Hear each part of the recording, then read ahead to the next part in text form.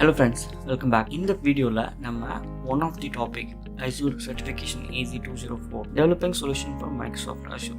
இந்த certification one of the next video தான் நம்ம பார்க்க போறோம். நம்ம இதுக்கு முன்னாடி எந்த வீடியோ பார்த்தோம் அப்படின்னா இந்த செக்ஷன்ல Azure Compute Solution கீழ இவ்வளவு வீடியோஸ் நம்ம பார்த்தோம். இந்த வீடியோல ரெண்டு பார்ட் இருக்கு.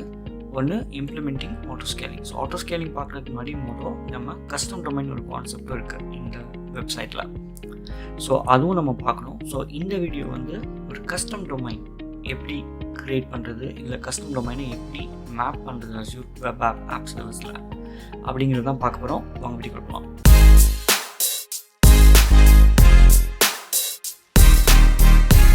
நான் போர்ட்டலில் லாகின் பண்ணிட்டேன்.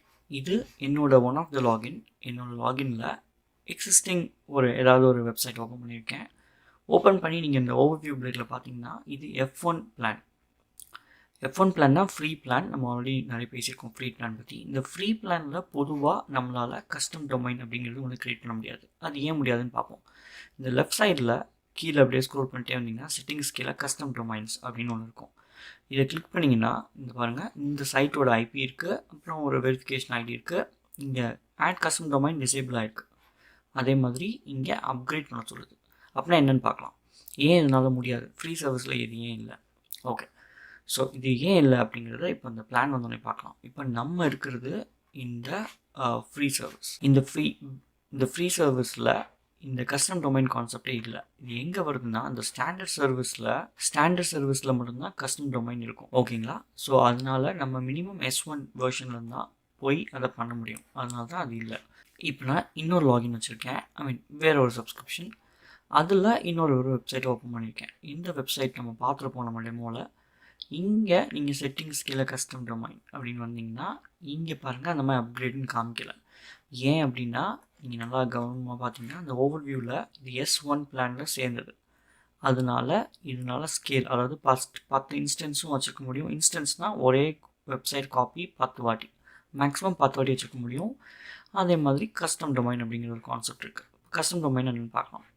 இப்போ என்கிட்ட ஒரு டொமைன் இருக்குது. இது நான் learnsmartcoding.com அப்படிங்கிறத காசு கொடுத்து வெளியே ஒரு இடத்துல ரெஜிஸ்டர் பண்ணியிருக்கேன். இட் குட் பி GoDaddy, ஹோஸ்ட்காஸ்டர், இந்த மாதிரி நிறைய வெப்சைட் ரெஜிஸ்டர் பண்ணுற அவுட் சோர்சிங், அதாவது ஹோஸ்டிங் கம்பெனிஸ் நிறையா இருக்குது. அங்கே தான் நான் இதை வாங்கியிருக்கேன்.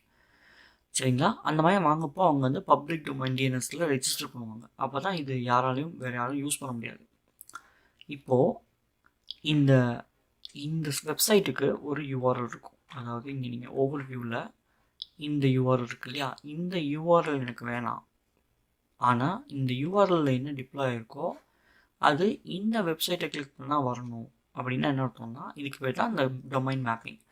இந்த டொமைனுக்கு மேப் பண்ண போகிறோம்.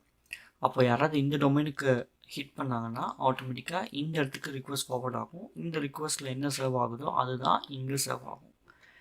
ஸோ இதை தான் நம்ம இப்போ கற்றுக்க போகிறோம். இப்போது நம்ம என்ன பண்ண போகிறோம்னா செட்டிங்ஸ் கீழே கஸ்டம் டொமைன் கிளிக் பண்ணுறோம். ரெண்டு வகையெல்லாம் பண்ணலாம்.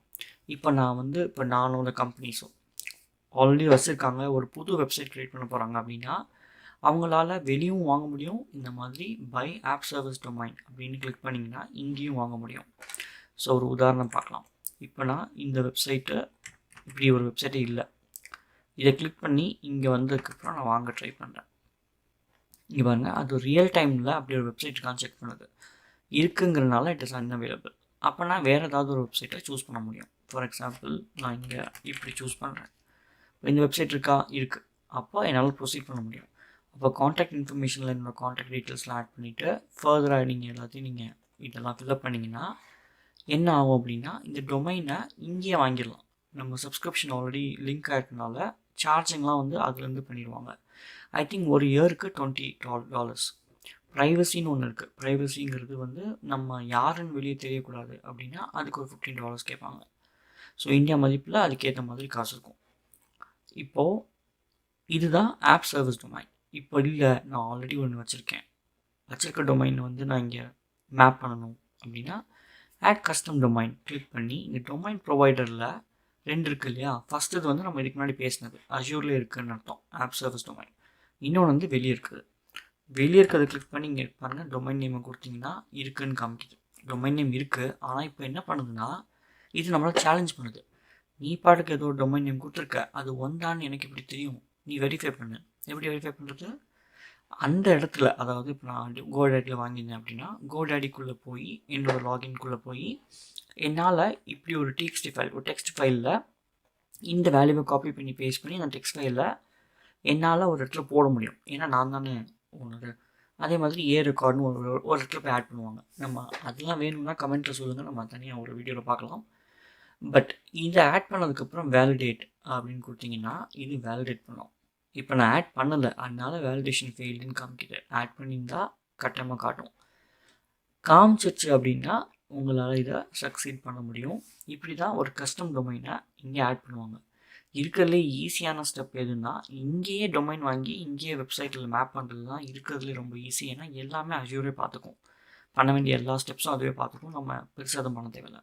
பட் இந்த வீடியோவில் நம்ம கற்றுக்க வேண்டியது கஸ்டம் டொமைனை என்ன நம்மளுக்கு தெரியணும், அந்த கஸ்டம் டொமைனை எப்படி ஒரு அஷ்யூர் வெப் ஆப்புக்கு மேப் பண்ணுறது அப்படின்னு தெரியணும். அதுதான் இந்த வீடியோ.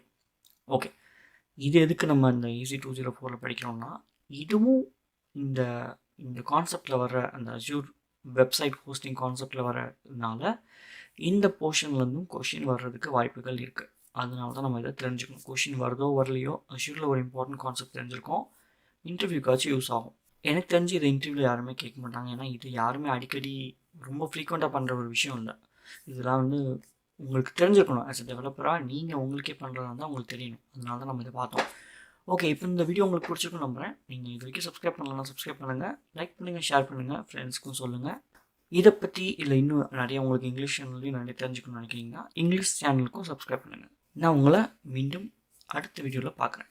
தேங்க்யூ, பாய். இந்த வீடியோ உங்களுக்கு பிடிச்சிருந்துச்சுன்னா லைக் பண்ணுங்கள், கமெண்ட் பண்ணுங்கள், சப்ஸ்கிரைப் பண்ணுங்கள், மறக்காமல் அந்த பெல் ஐக்கானையும் அமைக்கிறீங்க. அப்போ தான் நான் பண்ணுற எல்லா வீடியோவும் உங்களுக்கு சேரும். நன்றி. நான் மீண்டும் உங்களை வேறு வீடியோவில் சந்திக்கிறேன்.